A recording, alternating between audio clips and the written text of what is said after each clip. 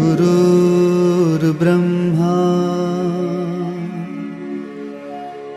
गुरुर्विष्णु गुरुर्देवो महेश्वरः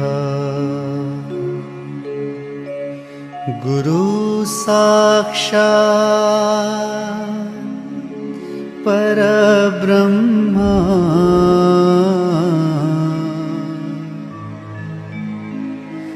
तस्मै श्री गुरुवे नमः। हरिओम विद्यार्थी मित्र, आज हम पाठ 5 स्वराज की नींव समझेंगे।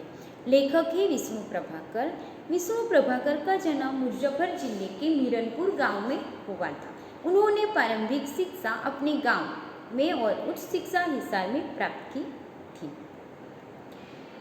उनकी प्रमुख रचनाएं ढलती रात, सपनमयी जैसे उपन्यास, संघर्ष के बाद कहानी संग्रह, नवप्रभात, डॉक्टर जैसे नाटक लिखे हुए हैं और प्रकाश और परछाई, 12 एकांकी, अशोक जैसे एकांकी संग्रह है और जाने अनजाने, आवारा मसीहा जैसे स्मरण और जीवनी लिखी हुई है।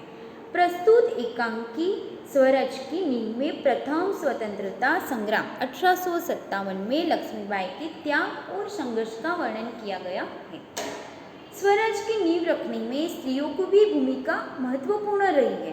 प्रस्तुत एकांकी के पात्र स्वराज की नींव के पत्थर है, जिनके त्याग, तपस्या व बलिदान के द्वारा भले ही स्वराज्य प्राप्त नहीं हुआ हो, लेकिन वे स्वराज की नींव का पत्थर बनकर जनमानस में देश प्रेम व नवजागरण की भावना जगाने में अपनी सार्थकता समझते हैं।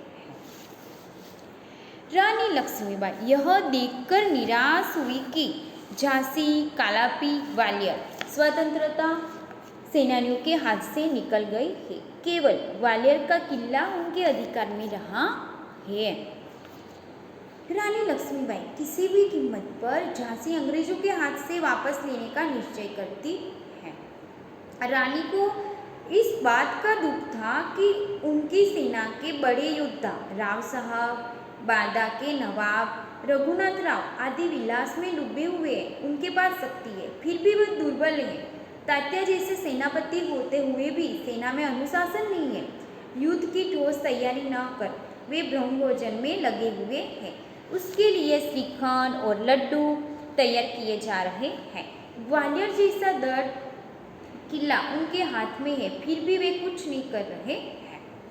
जूही और मुदर रानी लक्ष्मीबाई की सखियां हैं। जूही सेनापति तात्या को कहती है कि जूही सेनापति तात्या को चाहती है और मुद्दू रघुनाथ राव को। जूही अच्छी नर्तकी है, पर वह विलासियों के मनोरंजन के लिए नाचना नहीं चाहती। स्वराज के लिए वह अपने प्रेम को भी ठोकर मार सकती है। मुदर भी युद्ध में रानी लक्ष्मीबाई के साथ ही रहना चाहती है। उसे भी प्रेम से अधिक स्वराज्य प्यारा है। युद्ध में जूही तोपखाना संभालने की जिम्मेदारी लेती है। रघुनाथ राव रानी को मुरार में जनरल रोज की सेना द्वारा पेशवा की हार का समाचार देता है।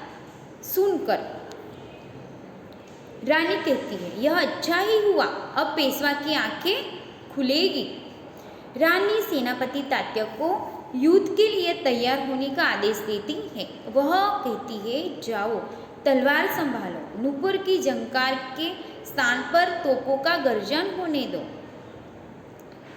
रानी को लगता है कि यह उसके जीवन का अंतिम युद्ध है। उसे केवल इस बात की चिंता है कि युद्ध में उसकी वीरता कलंकित ना हो जाए। बाबा गंगादास ने लक्ष्मीबाई से कहा था कि केवल सेवा, तपस्या और बलिदान से ही स्वराज्य मिल सकता है। स्वराज्य प्राप्ति से भी अधिक महत्वपूर्ण है स्वराज की स्थापना के लिए भूमि तैयार करना और स्वराज की नींव का पत्थर बनना। लक्ष्मीबाई, जूही, मुदर आदि स्वराज की नींव के पत्थर ही बनना चाहती थी। यहाँ ये एकांकी समाप्त होता है।